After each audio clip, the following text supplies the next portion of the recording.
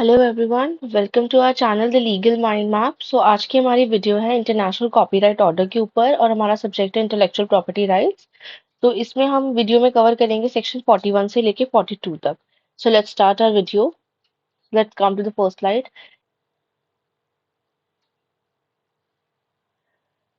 International copyright law जो है वो सेट ऑफ रूल्स समझ लीजिए या एक अग्रीमेंट समझ लीजिए जो कि एम करता है मतलब उसका एम ये है कि वो प्रोटेक्ट करता है राइट्स क्रिएटर के और इंटेलेक्चुअल प्रॉपर्टी में मतलब जो ओनर है उनके राइट्स को प्रोटेक्ट करता है, उनके काम को प्रोटेक्ट करता है। और इसमें डिफरेंस ये है जो अभी तक हम पढ़ रहे थे सारे लॉज और इंटरनेशनल कॉपीराइट लॉ में कि इंटरनेशनली वर्क करते हैं, यानी कि जिस कंट्री में ऑथर ने या ओनर ने अपना काम रजिस्टर कराया कॉपीराइट के अंडर, सिर्फ उसी कंट्री में प्रोटेक्ट नहीं होगा उसका काम बाकी सारी कंट्रीज में भी प्रोटेक्ट होगा। तो वो काम आ जाता है इंटरनेशनल कॉपीराइट लॉ के अंडर, ताकि किसी भी कंट्री में डिस्प्यूट्स कम हो। तो अब हम इसके एक बार की पॉइंट्स को देख लेते हैं जो आगे इस वीडियो में बहुत काम आएंगे हमारे। तो जो इंटरनेशनल कॉपीराइट लॉ है वो एक ग्लोबल प्रोटेक्शन देता है। ठीक है, ग्लोबल प्रोटेक्शन मतलब कि ऑल ओवर द वर्ल्ड जो जितनी भी कंट्रीज है सब में आपको अलग अलग जाके क्रिएटर को रजिस्टर नहीं करने की जरूरत होती। ग्लोबल प्रोटेक्शन मिल जाती है आपको एक ही बार रजिस्टर करने पे। ठीक है, देन कम्स द स्टैंडर्डाइजेशन। तो हर कंट्री के ना डिफरेंट कॉपीराइट लॉज होते हैं, मतलब कि वो अपनी लैंग्वेज में कुछ भी बोल सकते हैं, उनको कुछ कोई डिफरेंट एक्ट बता सकता है, बट वो लॉज काम एक ही करते हैं। जो किसी पर्सन ने रजिस्टर कर लिया जो भी कोई चीज उसकी जो कॉपीराइट के अंडर है वो चीजें उस कंट्री में भी प्रोटेक्ट होंगी कॉपीराइट लॉ के अंडर। तो यानी कि वो लॉस्ट है डिफरेंट लैंग्वेज में अलग अलग एक्ट के साथ उनका नाम दे दिया गया हो, लेकिन वो काम एक ही करेंगे पूरे वर्ल्ड के अंदर। तो इससे क्या होगा, कोई डिस्प्यूट नहीं होता कंट्रीज के बीच में। Then comes simplified process. तो क्या है, इंटरनेशनल कॉपीराइट ट्रीटीज बनती हैं, अग्रीमेंट होते हैं, जिससे जो प्रोसेस है और ज्यादा सिंपल हो जाता है, क्रिएटर के लिए और भी इजी हो जाता है प्रोटेक्शन मिलना अलग अलग कंट्रीज के अंदर, और प्रोसेस भी काफी इजी हो जाता है। देन ये बेसिक राइट्स भी देता है, जैसे कि नेशनल कॉपीराइट लॉ में very the fundamental rights of creator are similar across countries. तो जो बेसिक राइट्स होते हैं वो सिमिलर होते हैं, यानी सेम राइट्स हर कंट्री में मिल जाते हैं क्रिएटर को एक ही बार रजिस्ट्रेशन के बाद। जैसे कि international conventions like the burn convention establish these rights, उन्होंने एस्टैब्लिश किए थे राइट्स। इन्होंने इंश्योर किया था कन्वेंशन ने कि जो क्रिएटर है उसका पूरा कंट्रोल है उसके काम के ऊपर, कि उसका काम कौन कैसे यूज कर सकता है, चीज के लिए उसका काम यूज हो सकता है, और किस तरीके से पब्लिक में डिस्ट्रीब्यूट हो सकता है, और किस टाइप की पब्लिक में डिस्ट्रीब्यूट होना चाहिए। Then supplemental legislation. So national copyright laws जो है कंट्री हैव सप्लीमेंटल लेजिस्लेशन, यानी कि जैसे मैंने आपको पहले ही बताया था कि अलग अलग लेजिस्लेशन है, अलग अलग एक्ट है, बट जो काम है वो सेम ही कर रहे हैं, वो ऑल ओवर प्रोटेक्शन दे रहे हैं जो क्रिएटर का काम है उसको, और क्रिएटर्स को भी कुछ राइट दिए जा रहे हैं जो प्रोटेक्टेड है under this law. So the copyright act of 1957, इसमें ये बताया गया है कि कोई भी ऑफिशियल डेफिनेशन नहीं गिवन है अभी हमारे पास फॉरेन वर्क की या फिर इंटरनेशनल कॉपीराइट की, बट इंडियन वर्क की डेफिनेशन जरूर गिवन है। यानी कि इस एक्ट में ये बताया गया है कि इंडियन वर्क के अंदर क्या क्या काम इंक्लूडेड है, कौन से काम को हम इंडियन वर्क में इंक्लूड करते हैं, इसकी एक डेफिनेशन है। तो इसमें इंक्लूड होता है लिटरेरी, ड्रामेटिक और musical creation authored by Indian citizen. आप वर्ड्स पे जाइएगा, I am not translating it because ये वर्ड टू वर्ड हमें समझना बहुत इंपॉर्टेंट है। फर्स्ट, पब्लिश्ड इन इंडिया, या तो वो इंडिया में पहले पब्लिश्ड होना चाहिए, और those whose authors were Indian citizens at the time of creation, या फिर ऑथर का इंडियन सिटीजन होना उस टाइम पे बहुत जरूरी है जिस टाइम पे वो काम क्रिएट किया गया था, तब उसे इंडियन वर्क में कंसिडर करेंगे। अब जब हमारे पास कोई फॉरेन वर्क की या इंटरनेशनल कॉपीराइट की कोई ऐसी डेफिनेशन नहीं है हमारे पास, तो हम बस ये कहेंगे कि जो बाहर की कंट्रीज के जो भी काम प्रोटेक्टेड है हमारे कंट्री में, उसे हम फॉरेन वर्क बोलकर काउंट करेंगे। अब जो सेक्शन 40 है वो यही सब कवर करता है, बाहर के काम जो होते हैं, अदर कंट्रीज के जो वर्क होते हैं।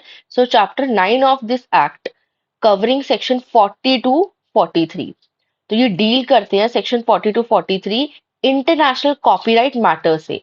ठीक है, जिसमें क्या होता है कि इस एक्ट के अंदर, यानी कि from other countries international copyright order 1999, यानी इस एक्ट के अंदर जो भी कंट्री स्पेसिफाइड है, तो इंडिया के अंदर उन कंट्रीज को, उन कंट्री के काम को उतनी ही इम्पोर्टेंस और उतनी ही प्रोटेक्शन मिलेगी जो इंडिया अपने खुद के क्रिएशन को देता है। यानी कि इंडिया के अंदर कोई पर्सन अपना कॉपीराइट के अंदर अपना काम अगर रिजर्व कर रहा है, प्रोटेक्ट कर रहा है, तो बाहर के काम को भी उतनी ही प्रोटेक्शन मिलेगी जितनी इंडिया के काम को मिल रही है, अगर वो कंट्री जो है जिसके काम की बात कर रहे हैं बाहर की, वो इस एक्ट के अंदर मेंशन है तो। अभी भी डाउट है तो हम सेक्शन 40 को और अच्छे से समझ लेते हैं। सो सेक्शन 40 में मैं ये जो ऊपर का पैराग्राफ है ये आपको अगर नहीं भी समझ आ रहा हो रीड करके तो मैं आपको एक्सप्लेन कर दूंगी with the help of these examples, जो अभी हमने पीछे वाली स्लाइड में कवर किया था ना 40 टू 43 वाला पैराग्राफ, वो इससे मैं दोबारा एक बार एक्सप्लेन कर रही हूँ। जैसे एग्जांपल लेते हैं कि एक बुक है, वो ना यूनाइटेड स्टेट में पब्लिश हुई है, ठीक है, और वो यूएस जो है वो लिस्टेड है इंटरनेशनल कॉपीराइट ऑर्डर 1999 के एक्ट में। तो वो जो बुक है ना उसे ट्रीट करेंगे इस तरीके से कि वो बुक इंडिया के अंदर ही पब्लिश हुई है, यानी कि ऐसा अगर हम ट्रीट कर रहे हैं कि वो इंडिया के अंदर पब्लिश हुई है तो इसका मतलब उसको इंडिया जितना प्रोटेक्शन, अगर इंडिया के अंदर कोई बुक पब्लिश हुई होती जितना प्रोटेक्शन उस बुक को मिलता उतना ही सेम इक्वली प्रोटेक्ट वो बुक हो रहेगी जो यूएस के अंदर पब्लिश हुई है। तो यही इस एक्ट के अंदर गिवन है। एक और एग्जाम्पल से समझते हैं कि एक अनपब्लिश्ड मैन्युस्क्रिप्ट है और वो लिखी गई है फ्रेंच ऑथर के थ्रू, और जो फ्रांस है वो लिस्टेड है इंटरनेशनल कॉपीराइट ऑर्डर 1999 में। तो again the copyright act will treat this manuscript as if the author were an Indian citizen. तो इस ऑथर की जो मैन्युस्क्रिप्ट है उसको इंडिया के अंदर इक्वली उतनी ही प्रोटेक्शन मिलेगी जितनी एक इंडियन ऑथर को मिलती, जितनी एक इंडियन ऑथर के मैन्युस्क्रिप्ट को मिलती उतनी इक्वल प्रोटेक्शन फ्रांस के ऑथर को भी मिलेगी। तो ये सेक्शन 40 ये कहता है। और किस सिचुएशन में मिलेगी, बस कंडीशन ये है कि इस एक्ट के अंडर वो कंट्रीज रजिस्टर होनी चाहिए, यानी इस एक्ट की लिस्ट में वो कंट्रीज होनी चाहिए, तब जाके उसे इंडिया में भी इक्वल प्रोटेक्शन मिल जाएगी। Now will talk about in the same section authors domicile outside India. तो अगर कोई ऑथर है जो कि कनाडा से है और उसकी कंट्री जो है वो लिस्टेड है इंटरनेशनल कॉपीराइट ऑर्डर 1999 में, ठीक है, और वो कनाडा में रह रहा है बट वो अपनी बुक को पब्लिश करना चाहता है या फिर अपने काम को पब्लिश करना चाहता है इंडिया के अंदर, तब उसकी कंट्री जो है वो लिस्टेड है इस एक्ट के अंदर। तो इस एक्ट की वजह से इंडिया के अंदर उसको सेम प्रेफरेंस मिलेगी जो एक इंडियन ऑथर को मिलती उसकी बुक के लिए, यानी कि सेम प्रोटेक्शन मिलेगी जो एक इंडियन ऑथर को मिलती। तो उसे इंडिया किस तरीके से ट्रीट करेगी, the copyright act will apply to them as if they were domiciled, यानी वो इंडिया में जैसे रह रहे हैं ऐसा कॉपीराइट एक्ट उसे ट्रीट करेगा कि वो इंडिया का ही ऑथर है, ठीक है। Now works by disease foreign author. अब क्या होता है, जैसे कोई बाहर का ऑथर है उसने एक बुक लिखी है, ठीक है, बाय ब्रिटिश ऑथर, ब्रिटिश के ऑथर ने कोई बुक लिखी है और वो मतलब वो मर जाता है बुक के पब्लिश होने से पहले ही। तो इस सिचुएशन में अगर उसकी जो कंट्री यूके है वो इंटरनेशनल कॉपीराइट एक्ट में अगर लिस्टेड है तो अगेन उसको वही सेम प्रोटेक्शन मिलेगी इंडिया के अंदर भी जो उसे यूके में मिल रही है, या फिर जो इंडियन ऑथर को, जो एक इंडियन ऑथर को मिलती है वो सेम प्रोटेक्शन यूके के ऑथर को भी मिलेगी। Now comes 40A, Section 40A. Section 40 of copyright act allows the central government, इसमें आ जाता है, बस इतना फर्क है, सेक्शन 40 कंटिन्यू हो रहा है, बस इसमें कुछ सिचुएशंस बता दी है कि इंडिया के अंदर वो लॉ मतलब सेम प्रोटेक्शन मिलेगी सब में। जितने भी एग्जांपल्स में डिस्कस करूंगी सब में एक ही बात बोली गई है कि सेम प्रोटेक्शन मिलेगी, बस इसके अंदर नाम जुड़ गया सेंट्रल गवर्नमेंट के कि सेंट्रल गवर्नमेंट एक्सटेंड कर सकती है राइट्स को, ठीक है। और ये चैप्टर 8 के अंदर दिया हुआ है, जैसे हम एग्जाम्पल में और सिचुएशन में समझ लेते हैं। ब्रॉडकास्टिंग ऑर्गेनाइजेशंस, अब ब्रॉडकास्टिंग ऑर्गेनाइजेशन यानी कि कोई चीज चलाना, कोई मूवी या कोई भी चीज कहीं भी चलाना, टेलीविजन पे, रेडियो पे। तो ब्रॉडकास्टिंग ऑर्गेनाइजेशन है वो यूनाइटेड किंगडम की है जो कि लिस्टेड है इंटरनेशनल कॉपीराइट ऑर्डर 1919 में। तो वो एक प्रोग्राम एयर करना चाह रही है इंडिया के अंदर, तो the central government can grant them the same right, तो सेंट्रल गवर्नमेंट उनको सेम राइट दे सकती है जो इंडियंस को मिलते हैं। तो this means they will have the same protection, इसका मतलब क्या है कि उनको सेम प्रोटेक्शन और सेम बेनिफिट्स मिलेंगे जो इंडिया वालों को मिल सकते हैं, अगर इंडिया वाले को, इंडिया की कोई ब्रॉडकास्टिंग ऑर्गेनाइजेशन है उसको मिल सकते हैं।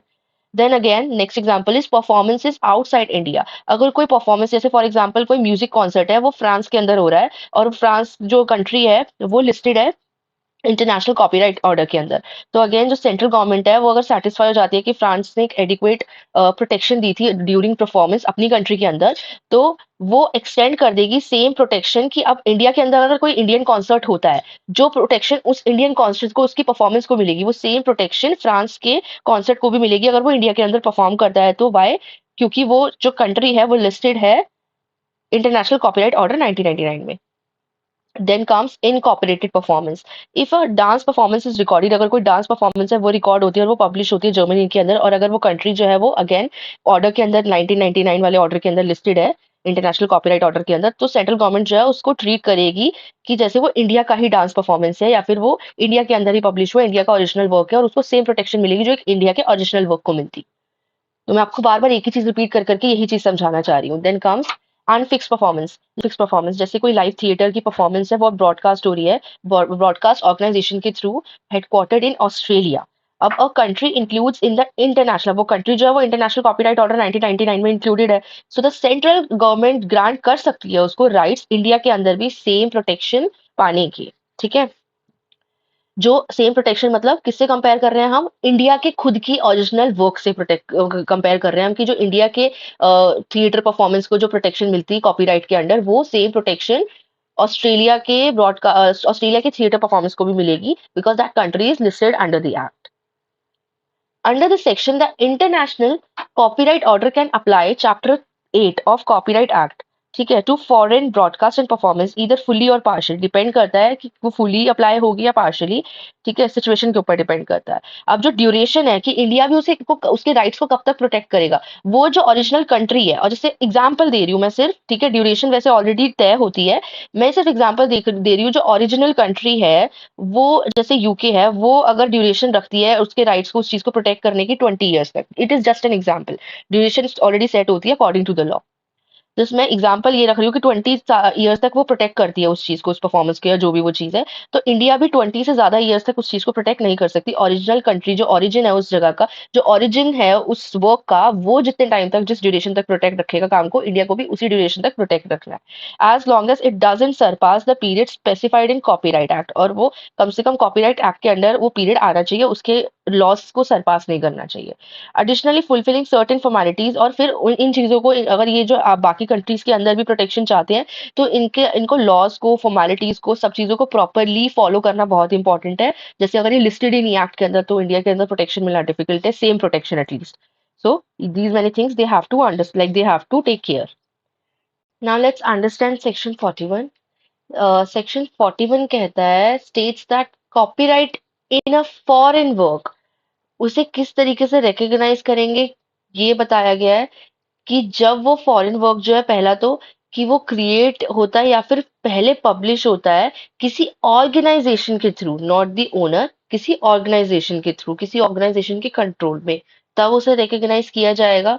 और if there is no existence copyright for that work in India at the time of its first publication, और पहले से उसका कोई भी कॉपीराइट का एग्रीमेंट या एग्जिस्टेंस नहीं होना चाहिए इंडिया के अंदर, वो भी पब्लिकेशन के टाइम पे, तब उसे कॉपीराइट के अंदर, मतलब उसे प्रोटेक्शन मिलेगी फॉरेन वर्क को।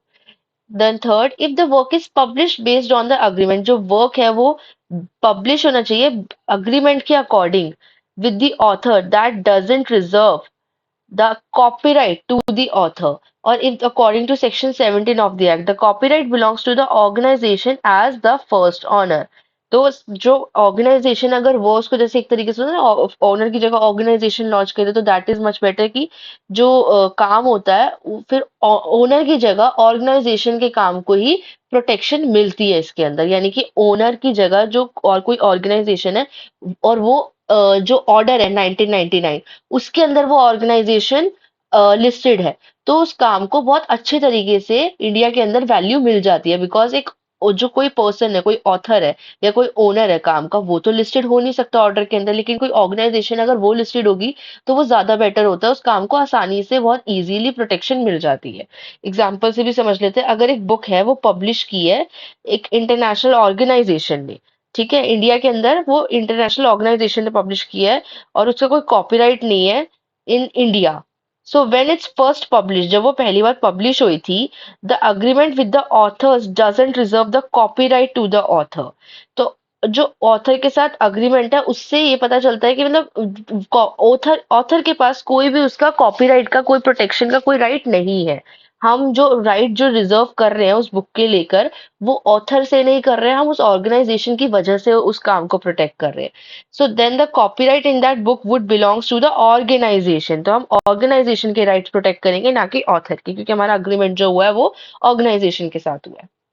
So this section also states that the international organization that didn't have legal status as a corporate body at the time shall be, जो ऑर्गेनाइजेशन जिसका कोई लीगल स्टेटस नहीं है कॉर्पोरेट बॉडी की तरह, as a corporate body, वो at the time shall be considered as having a legal status, उस time पे उसे लीगल स्टेटस दिया जाएगा for the purpose of holding. किस चीज के लिए लीगल स्टेटस, उसे क्या काम दिया जाएगा, किसी चीज को होल्ड करने का, मैनेज करने का और एनफोर्स करने का कॉपीराइट। ठीक है, मतलब वो ऑर्गेनाइजेशन बनी ही इसी चीज के लिए कि वो उस एक्ट में लिस्टेड हो और जो लोगों के काम है उनको पब्लिश करे दूसरी कंट्रीज में यानी इंडिया के अंदर, और उन्हें इक्वल प्रोटेक्शन दिलवाए। ठीक है, so this applies to organisation listed in the international copyright order 1999। Then comes section 42.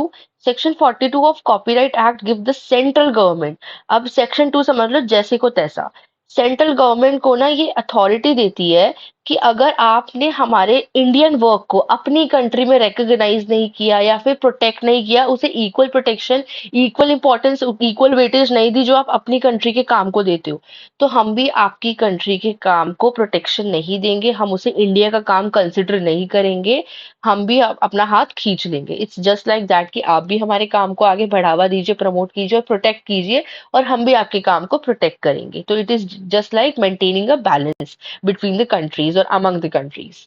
ठीक है, so international trade protects the interest of Indian authors, this is how. तो ये पूरा पढ़ लोगे तो आपको ये समझ आ जाएगा।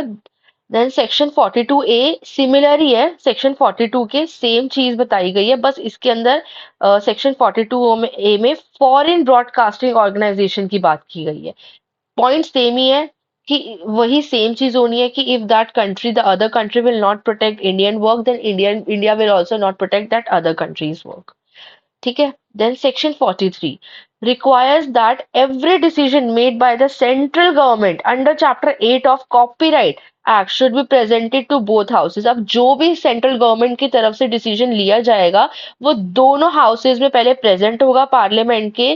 ठीक है, और जब the parliament can then make changes, parliament changes कर सकती है उसके अंदर, डिसीजन के अंदर सेशन को बिठा के, and this ensures the transparency, तो उसके बाद ही वो डिसीजन आगे लागू किया जाएगा। तो इससे क्या होता है, ट्रांसपेरेंसी रहती है, एक अकाउंटेबिलिटी रहती है कि कोई चीज जो है गलत आगे पास ना, उस चीज को डबल चेक किया जाए, उस चीज को अच्छे से कंट्री से बाहर भेजा जाए, किसी डिसीजन को भी भेज रहे हैं तो डबल चेक करके श्योरिटी के साथ कि हाँ भाई मेंबर ऑफ पार्लियामेंट्स के बीच बैठ के बात हुई है, सारी चीजें सुलझाई गई है, समझी गई है, उसके बाद ही ये चीज सबकी रजामंदी से आगे पास की गई है। तो that's it in this video. I hope आपको वीडियो पसंद आया होगा, समझ आया होगा। फिर भी कोई डाउट होता है तो please don't forget to comment, अपने डाउट्स को कमेंट कीजिए, एंड कुछ भी आपको अगर हमसे शेयर करना है तो सजेशंस भी देना है तो please comment, please like our video, share and subscribe to our YouTube channel. Thank you.